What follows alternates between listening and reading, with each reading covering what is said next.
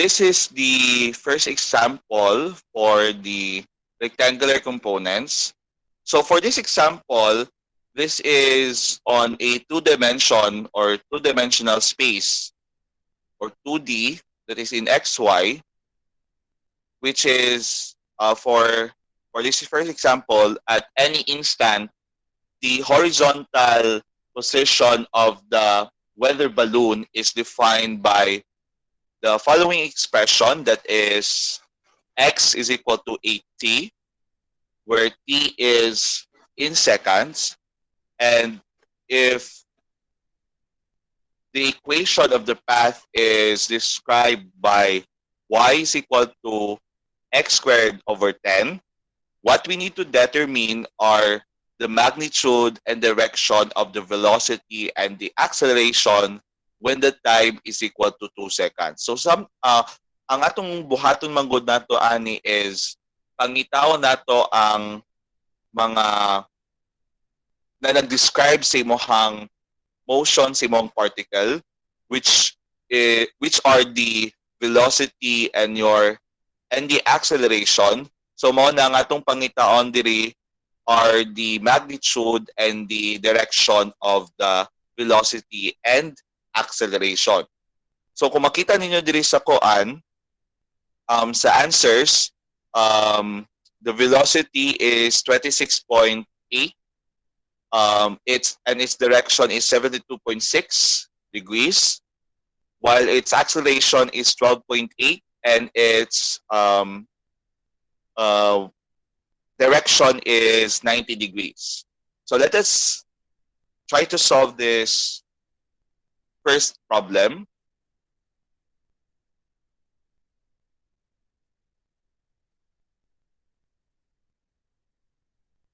So just a solution, what I mentioned sa procedure for analysis, we start on establishing the coordinate system. Since in the figure, na naman tayo coordinate system dila, na describe naman dila ang XY system nato, ang coordinate system nato sa path sa to ang balloon, sa weather balloon. So in this figure, this will be considered as your coordinate system. And before I proceed on the next step, unsa na quadrant na belong ang motion sa to ang weather balloon? At what quadrant siya na belong?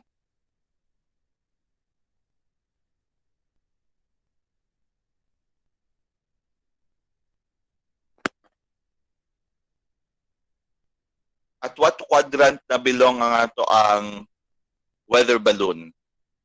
Diba kung sa rectangular coordinate system, 4 quadrants man na, quadrant 1, quadrant 2, quadrant 3, quadrant 4. So it belongs to the first quadrant, exactly. So kung nasa sa first quadrant, meaning both its components, XY components, are positive. Okay? So after we establish the coordinate system, we will apply kinematic quantities.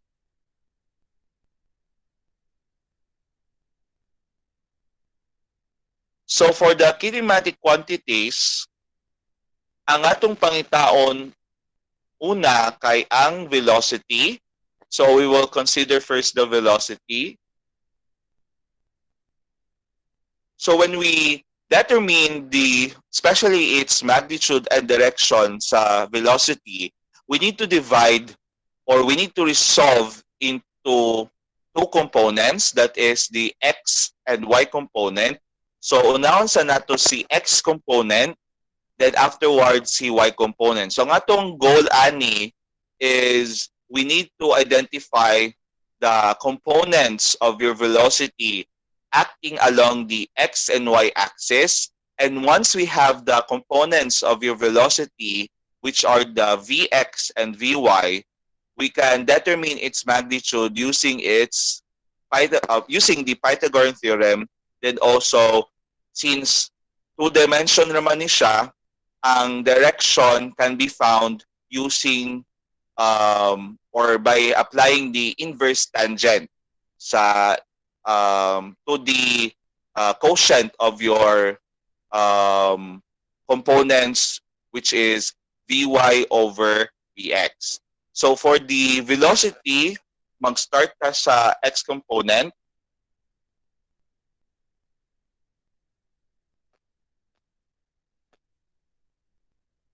So when we identify the component, x component sa velocity, especially its y component, we need to identify kung na-equation dira kung asa gi-describe ang position, the horizontal position sa imong curve that is expressed as a function of time.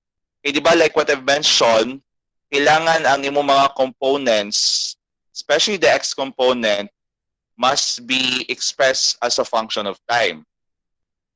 Di ba, based sa to ang problem, it is actually given here that our x is equal to 80. Okay? So this one represents an expression as a function of time. So that is x equals to 80. So we can actually use that to determine the x component of your velocity. So by the definition of the kinematic equation, diba, the velocity can be found by ds over dt. And since we're talking about the x component, that is the Vx is equal to dx over dt. So that is the derivative of this expression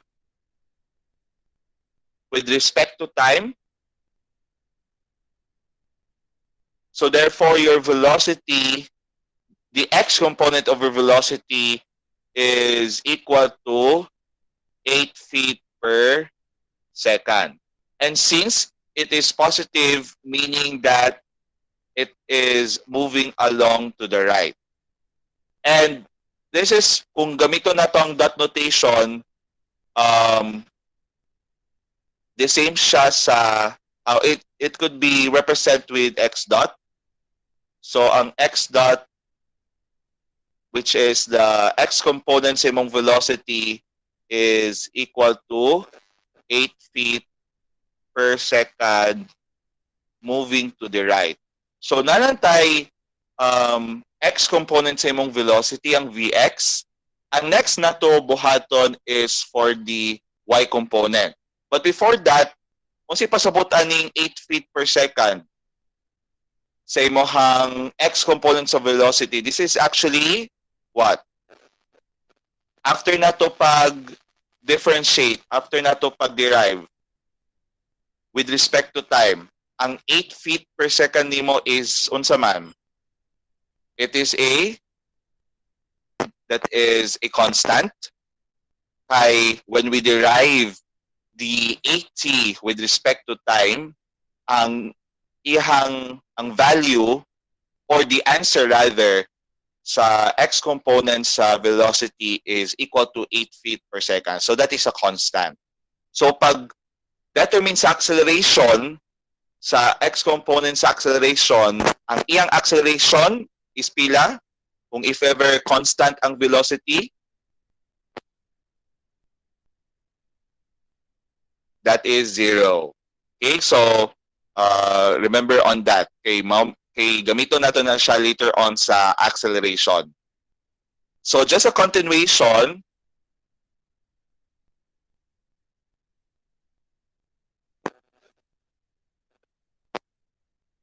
So since na naman tayo x component, we need to determine the y component sa velocity nimo.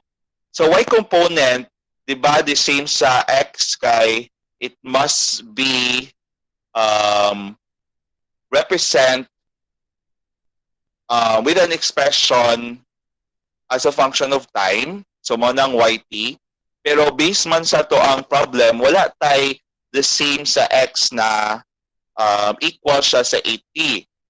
Ang naa lang is ang equation sa path, that is y is equal to x squared over 10. So, unsa man itong pwede buhaton para mahimo nato ang y na ang ma-represent niya is variable t or as a function of time mismo or as a function of t mismo. Unsa man to pwede buhaton diri sa equation na ang given naman diri kay y is equal to x squared over 10. Unsa man nato ang pwede buhaton diri para instead na x ang gamiton nato na variable diri, t ato ang gamiton because we need to achieve this one. Unsa man tong pwede buhaton here sa y component?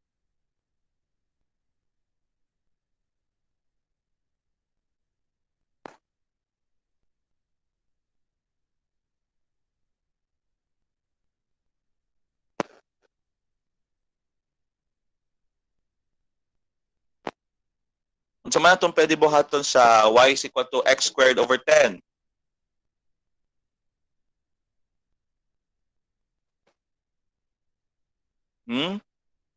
Para mahimo siya expression as a function of time. Unsa man itong pwede buhaton?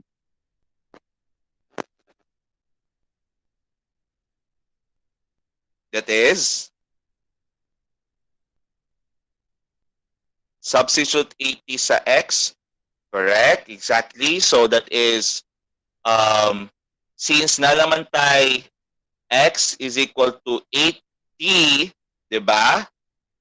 Pag-substitute nato diri sa x squared, kay ang y nato is equal na ani kaning as a function of time. So that would be y is equal to 8t squared over 10. So that would be 64t squared over 10 or equal to 6.4 t squared. So the same na nga ito gibuhat kanina sa x component. The same kinematic equation. So that is v is equal to ds over dt. Since we consider the y direction, so that will be vy is equal to dy over dt. So that is the derivative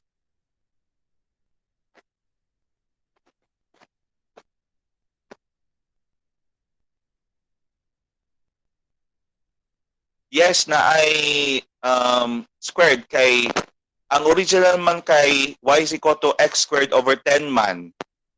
So since x is equal to 8t, so 8t squared, so 8 squared times t squared, so may mo na siya 64t squared. Tama? Then 64t squared over 10, may mo na siya 6.4 t squared. So for the derivative sa y, which is 6.4 t squared with respect to time, si mohang vy would be 6.4 times 2, so that will be 12.8 t feet per second. And since positive ni siya, this is moving along the positive direction sa y. And since compare sa x component sa velocity, this is not a constant, this is a variable. Kay napamantay variable t dire. So ang atong needed is unsang value sa y component sa velocity at a certain time. So naman tayo dire when the time is equal to 2 seconds. So we will just substitute the value of the time when the time is 2 seconds. So ang y component sa velocity when the time is 2 seconds is 12.8 times 2. So pila man na to ang y component sa velocity. That is 16, 25.6. Tama, no? 25.6 25.6 feet per second. And since it is positive, that is moving upward. So 12.8 times 2, 16, 4, 5, 2, so 25.6. Ang sa Vx, or ang x component sa velocity, 8 feet per second constant, meaning at every time, at any time rather, at any time, kahit time is equal to 1, 2, 3, 4, 5, 6, etc., always lagi hapon na siya 8 feet per second. Ang imuhang y component, nagalalahi na siya og y component sa velocity. So lahi ang sa time if ever if the time is 1 second, time is 2 seconds, time is 3 seconds, and so on and so forth. And after we determine the x and y component, we can determine its magnitude and direction. So just a continuation, when we determine its magnitude, we will use its Pythagorean theorem. That is Vx squared plus Vy squared. So pila to ang Vx? At time is 2 seconds. That was 8 feet per second. And for the Vy, for the at time equal to 2 seconds, that was 25.6 squared. So pila man na to ang magnitude sa velocity? Sige daw. What is the value of your magnitude sa velocity?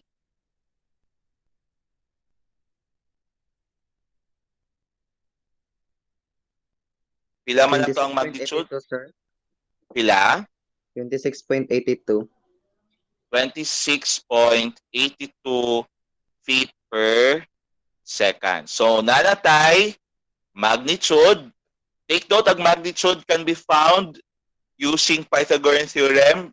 I-sum up lang nimo ang square sa imohang components. So Vx squared plus Vy squared square root. Then square root dayon. Ang sa direction, what you will use is using the inverse tangent. So ang direction sa velocity is equal to the inverse tan of y component over its x component.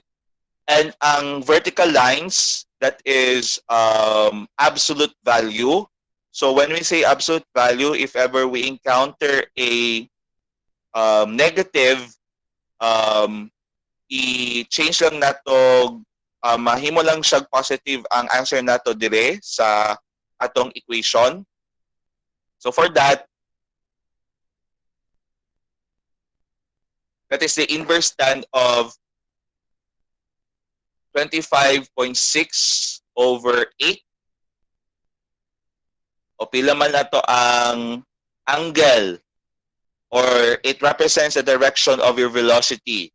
Inverse tan of 25.6 over 8. Pila man na to ang angle.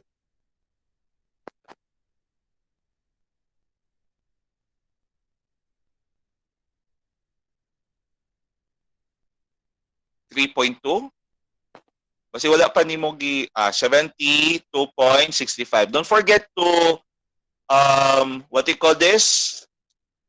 Kanang i-click ang i-click ang inverse tan. So that is 72.6 degrees. Since we're talking about angle that is in degrees ha, So that is your direction of your velocity. So when we draw that here sa atong kuan, sa ato ang coordinate system,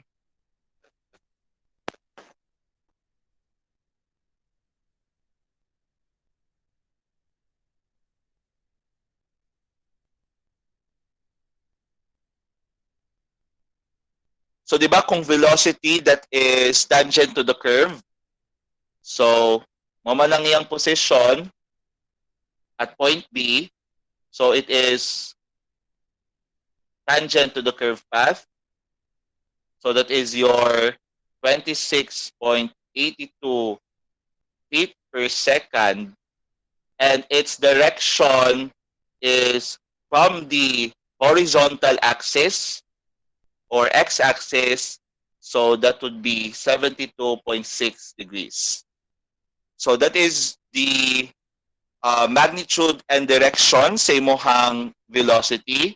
And when we talk about velocity, that is tangent to your curve path. So mao na ang location sa velocity niya at this certain instant, at its certain position. Next is, since we determine the magnitude and direction of the velocity, we can determine the magnitude and direction of the acceleration. So the same lang atong gibuhat kanina sa velocity. So for the acceleration, i-resolve lang po nato into x and y component. So the same lang gihapon na unahon nato si x component.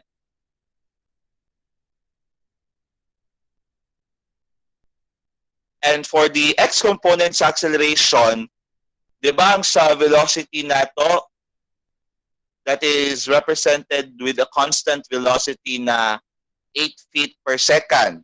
Di ba kung constant ang velocity, therefore the acceleration is 0. So to, what do you call this? To identify kung 0 jud na siya, if we use this kinematic equation, di ba A is equal to dv over dt. So in the x direction, or for the x component, that is ax dvx over dt. So that is the derivative of your vx, which is 8, and the x component sa mo ang acceleration is equal to 0. Okay, since the x component sa mo ang velocity is a constant, so your acceleration will be equal to 0. For the y component, the same thing.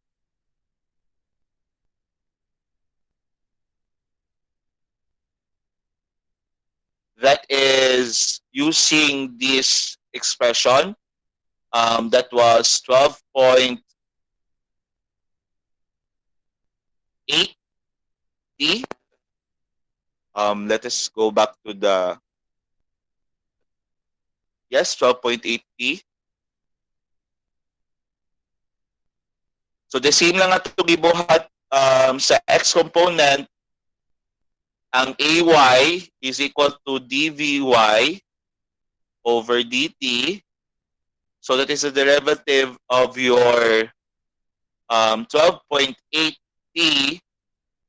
So ang acceleration, ang y component sa acceleration is a constant, which is 12.8 feet per second squared. And since it is positive, that is moving upward. And once we had already the what you call this, x and y component, we can determine its magnitude. So ang magnitude kay kuan lang gihapon, Pythagorean theorem, ax squared plus ay squared. So that would be 0 plus 12.8 squared. And since ang isa ka component niya, which is the x is 0, ang magnitude siyang acceleration would be equal to the y component, which is 12.8 feet per second squared. So that is the magnitude of your acceleration. And the same thing on the direction. The direction is inverse tan gihapon. The same of what we did sa velocity. So that is the inverse tan of its y component over its x component.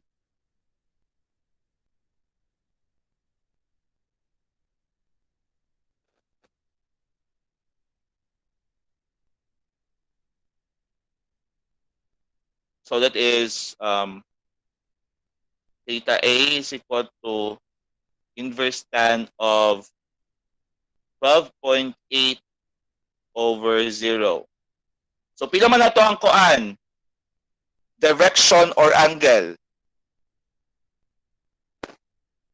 Di ba kung mapansin ninyo, di ba 12.8 feet per second squared upward, isa lang iyahang kuan component, that is the y component.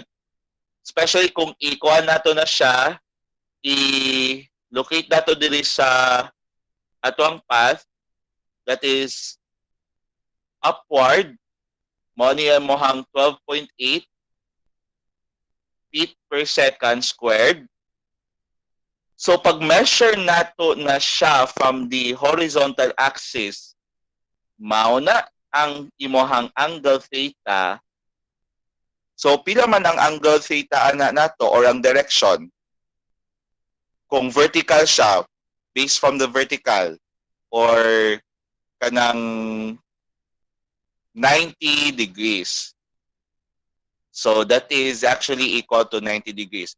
Nag-math error siya kay tungod ang limit manggod sa koan, kung mag-undefined na siya, ang especially kung math error, ang limit manggod ana sa pag-compute sa angle is, especially sa trigonometric function, kay 90 degrees only. So that's why kung i-divide mo with 0, that is equivalent to a 90 degrees angle. Kay pag represent nato diri sa ato ang koan sa illustration, since isa ra man iyang component, that is along y upward, so 12.8, so ang angle ana niya is equal to a 90 degrees angle. So mo na ang iyahang direction sa acceleration.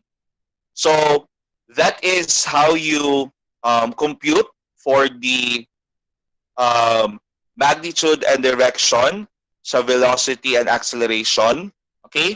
So basta kung mag-analyze mo motion sa particle in a curved path, it's better to divide that or to resolve that into x and y components. So the same atong gibuhat sa velocity and acceleration, lahi ato ang pag-solve sa x component, then afterwards sa y component, then afterwards we will use Pythagorean theorem to determine its magnitude.